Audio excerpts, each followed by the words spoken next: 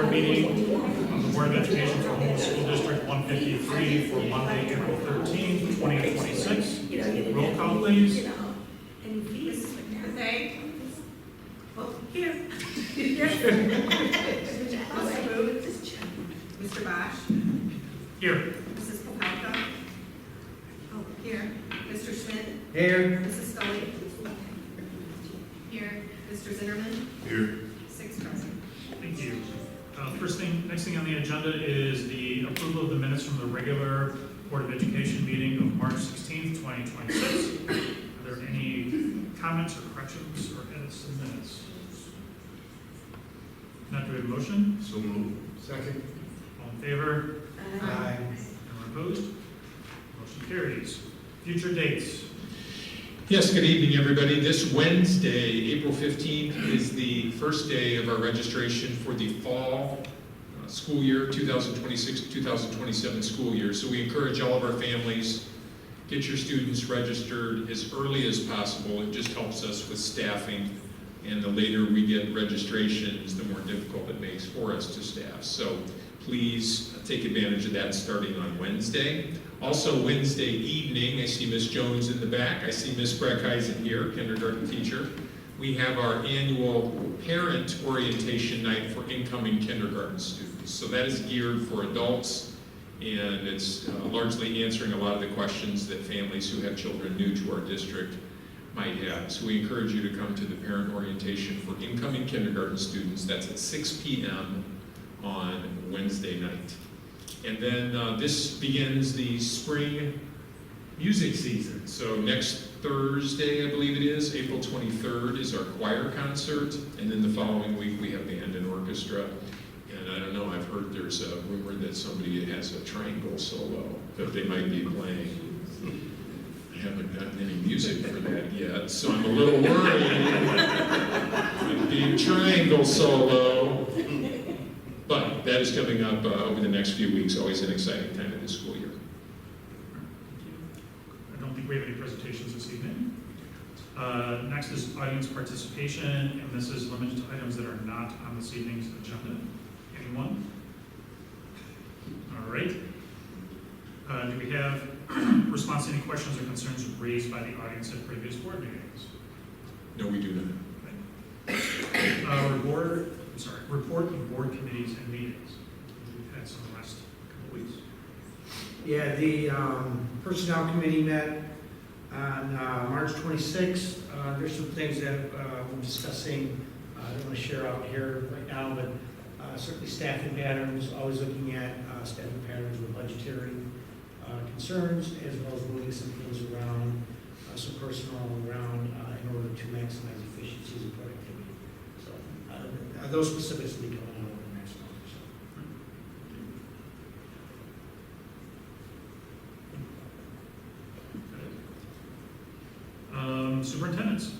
Superintendent's report. Yes, as the audience came in for tonight's meeting, you walked through the cafeteria, or perhaps you heard the noise coming from the cafeteria, the joyous celebration. We had our NJHS induction immediately before tonight's board meeting.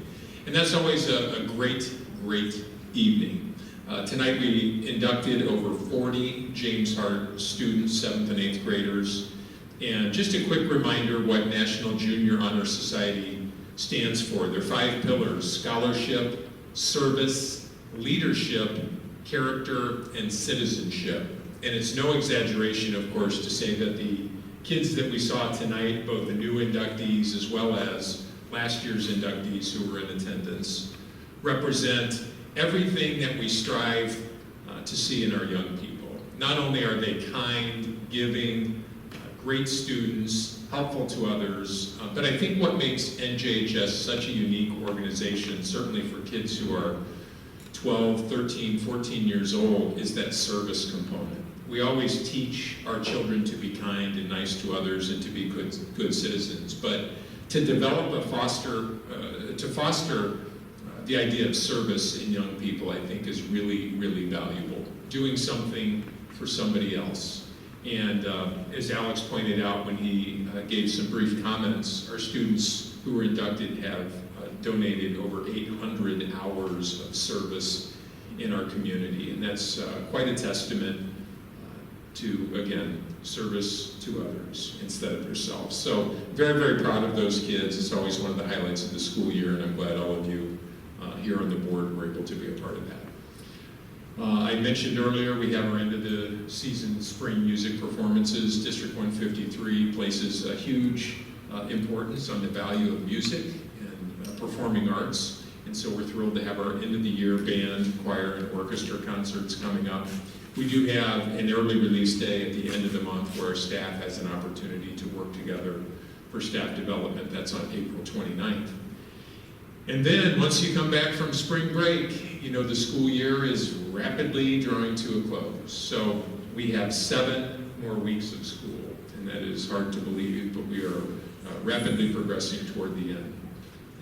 And it's an exciting time. You know, once you get into April and May, it's a lot of fun to be in a school environment. So looking forward to that.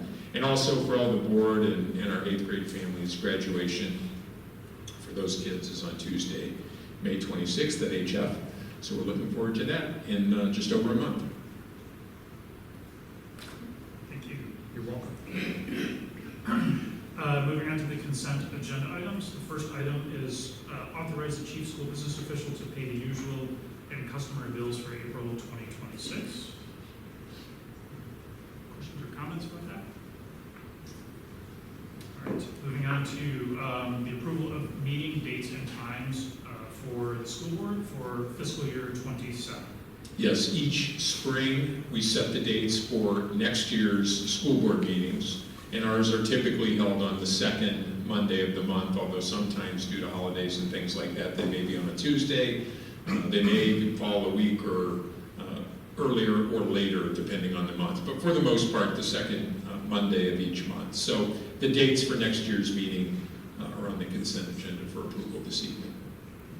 Any questions or comments from the board? Next item on the agenda is the approval of school-wide plans. Part of the ESSA law, which is the federal education law, requires that we basically come up with a plan for how we're going to spend all that federal money that we get. Not that we get a lot, but it's certainly helpful, that which we do get. And so part of what the State Board of Education requires is that we develop plans that spell out how we're going to spend that money. So what you have here, we do this every year, school-wide plans, consolidated district plan, which is basically the entire district's plan, and then what you have here are individual plans for each school. Thank you. You're welcome. Any questions or comments from the board? Great. Next item, item D, approval of the district's literacy plan. One of the big statewide initiatives is to develop a district literacy plan for the state of Illinois. And I'm going to ask our Director of Curriculum and Instruction, Morgan Consul, just to speak briefly as to what the district literacy plan comprises, how it was developed, and what's to come in the future. So Morgan, if you could please come forward.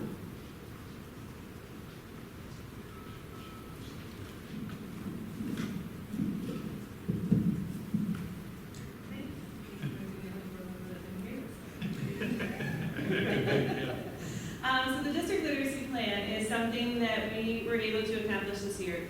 Last year, like Scott had said, the state came up with the Illinois literacy plan, which is about a 75-page document that goes over the science of reading and the 7 pillars of reading that they've identified. So what we had an opportunity to do with grant funds last year was sign up for PD that ISC4 offered. And through that PD, it was PD and a planning session to plan our district literacy plan. So we were able to send 10 staff members, along with myself, to the literacy plan. There's 3 teachers from Willow, 3 from Churchill, 2 from Hart, and 2 from district office. And we attended multiple meetings, learned a lot about the 7 pillars, but also were able to create this plan. So the plan focuses on 3 areas: students, educators, and leaders. And the main focuses are on understanding the 7 pillars, making sure that there's targeted PD towards those 7 pillars, that we focus on data and make sure that we are using data to drive our instruction, making sure that we're supporting our new staff and having resources available to all staff, and then making sure that we're accountable and following through on those things. And then we're meeting again at the end of the month and throughout the next years to make sure that we're just making this plan actionable and making sure that we put this into place. And then next, the state's developing a numeracy plan. So we'll be doing this with math coming soon too. Thank you, Morgan. Anyone have any questions, Morgan, before she runs away? For comments? Thank you, Morgan. All right, next is the personnel reports. Yes, on the personnel report, each April is when we have now finished teacher evaluations, and we have the opportunity to recommend for reemployment for next year all of our non-tenured staff members. So you can see a whole list of names broken down by the year in which they were hired. I do want to mention by name those individuals who are receiving tenure in our district. The state changed the rules for tenure acquisition. It used to be a 4-year tenure process, now it's a 3-year. So some of these individuals have been with us for 3 years, this is their 4th year. And then even for a couple, they have an accelerated tenure process, which used to be 3 years, and now they've dropped that down to 2. So bottom line is, the names I'm about to read are those individuals who are receiving tenure with your approval this evening. And I've always said that tenure, it does provide some legal protections for staff members, but the reality is, for people who are true professionals and care about the work they do, attaining a title of tenure really does nothing to change their dispositions and attitude. They're all excellent workers and will continue to be so. So we're very excited to be able to offer tenure to these people. Congratulations to the following individuals. Maddie Bootsbach from Willow School, Carolyn DeLuya from Willow School, Exanthia Gaines from James Hart, Elza Gashi from James Hart, Lauren Graham from Willow, Maggie Jones from Willow. Gallery is celebrating. Tina Kennebrew from James Hart, Ladera Crow from James Hart, Emily Micah Lajewski from James Hart, April Mazurk from Churchill, Cameron Morgan from Churchill, Adrian Ross from James Hart, Nikki Sawilczyk from Churchill, Morgan Slager from Willow, Natalie Stasiak from Churchill, Henry Stutley from James Hart, Avis Wesley from Churchill, and our 2 accelerated tenure staff members, Melanie Bagnola Bull from Churchill and Sean Sabaka from James Hart. So those 19 individuals, that's one of our biggest tenure groups in several years. We're excited to welcome them on a hopefully long-term basis to our district.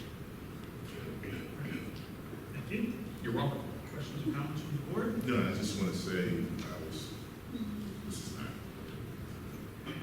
I remember a couple of years ago when it was around this time, we were like, wow, we got some exits, and we were being poached for our talent aggressively. So just to see this, and we've had folks that, took on different roles, continued their education, came back, stayed with us. So I just want to commend the district, the staffs, these buildings. So just want to commend all of you that about 2 years ago, 3 years ago, I was sitting here and we had what I would consider to be a high exodus from our district. And it was at the time also we had change in each one of our buildings for the most part. And so we get to this point of tenure where we have people that continued their education, came back to the district, and are now getting tenure. It's kudos to everyone at all of our schools. I know it takes a village, so just congrats. This is great. Yeah. Thank you, Ron. I'll also build on that. The group that we brought into the district last fall was the smallest group we've brought in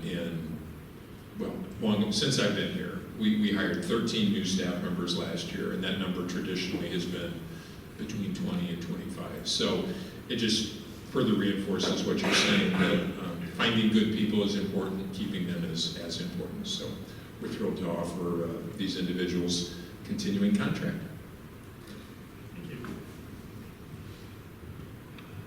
With that, do we have a motion to approve consent agenda items. Moved upon the recommendation, the consent agenda items as presented in items 7A, 7B, 7C, 7D, and 7E. Second? Roll call, please. Mrs. Popelka? Yes. Mrs. Bethay? Yes. Mr. Schmidt? Yes. Mr. Zinnerman? Yes. Mrs. Scully? Yes. Mr. Bosch? Yes. All ayes. Motion carries. Moving on to the action agenda items. Item A, second payment of March 2026 bills and first payment of April 2026 bills. Anyone have an opportunity to have their questions answered or anyone have any comments about the bills? No? All right. We have a motion. Moved upon the recommendation of the chief school business official that the Board of Education authorize the second payment of March 2026 bills and the first payment of April 2026 bills in the amount not to exceed $2,813,215.56. Second? Roll call, please. Mrs. Bethay? Yes. Mr. Schmidt? Yes. Mr. Zinnerman? Yes. Mrs. Scully? Yes. Mrs. Popelka? Yes. Mr. Bosch? Yes. All ayes. Motion carries. Next item is employment. Just one item on the employment list for this evening, Brent Lane, a custodial floater. He will travel between all three of our buildings. Any questions or comments from the board? All right, do we have a motion? Moved upon the recommendation of the administration that the Board of Education approve the employment of Brent Lane effective March 27, 2026, upon the terms recommended by the superintendent, conditioned only upon receipt of a satisfactory criminal background report and evidence of the proper legal qualifications for the position to be filled. Second. Roll call, please. Mr. Schmidt? Yes. Mr. Zinnerman? Yes. Mrs. Scully? Yes. Mrs. Popelka? Yes. Mrs. Bethay? Yes. Mr. Bosch? Yes. All ayes. Motion carries. Moving on to the next item, discussion items. First item is first reading of Press 121. It is that time of year where the board members get their quarterly reading material.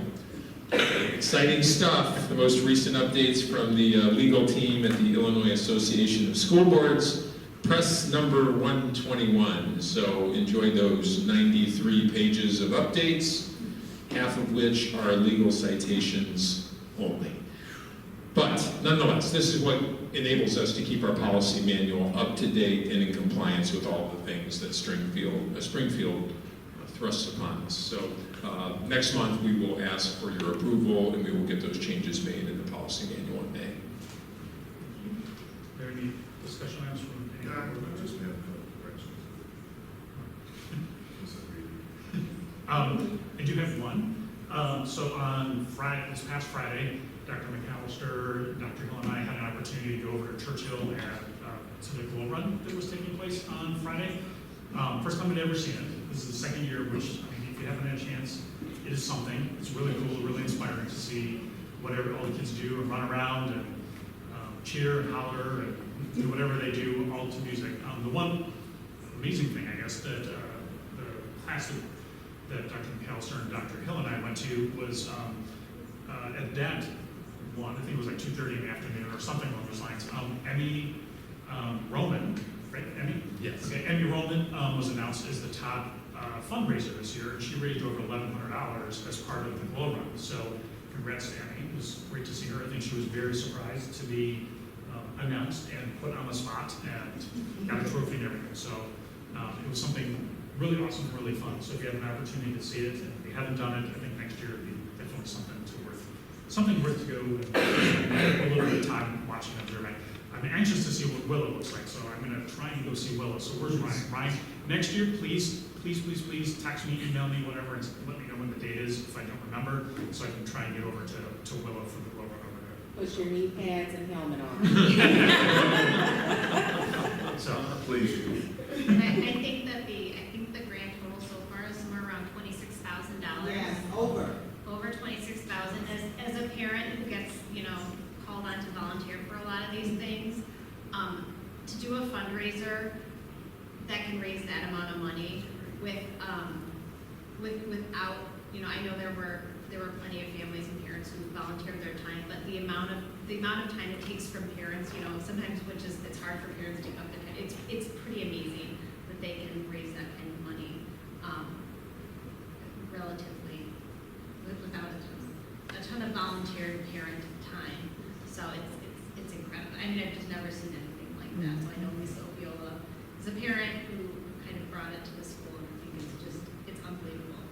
Yeah, this is, and thank you for mentioning that, this is the second year now that we've done the Glow Run. First at Willow, they do it a couple of months ago, and then Churchill does it in April. And yeah, you're right, Churchill made over $25,000 last week.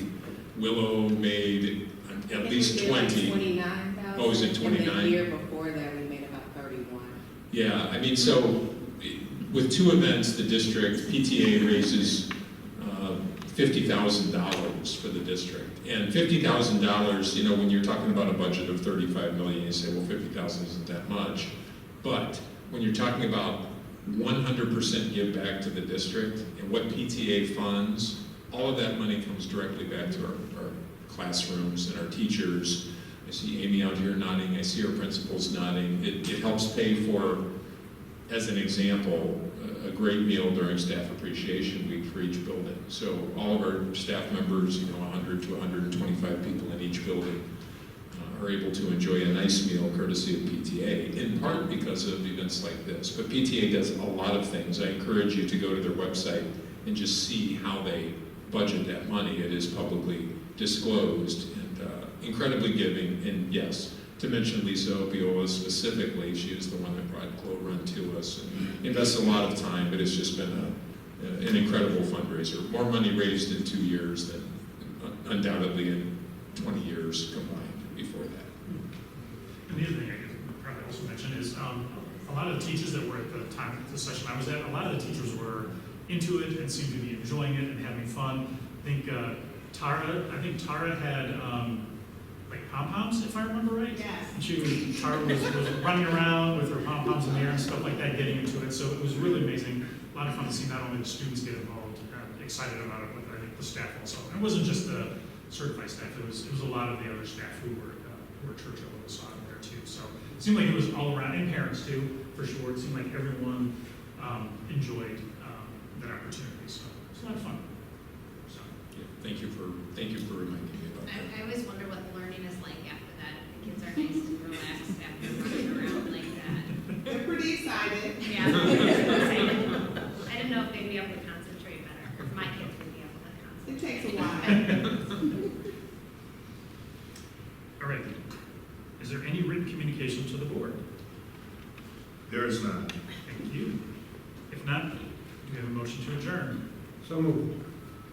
Second. All in favor? Aye. Anyone opposed? All right. Meeting's over. Thanks a lot, everyone. Have a good night.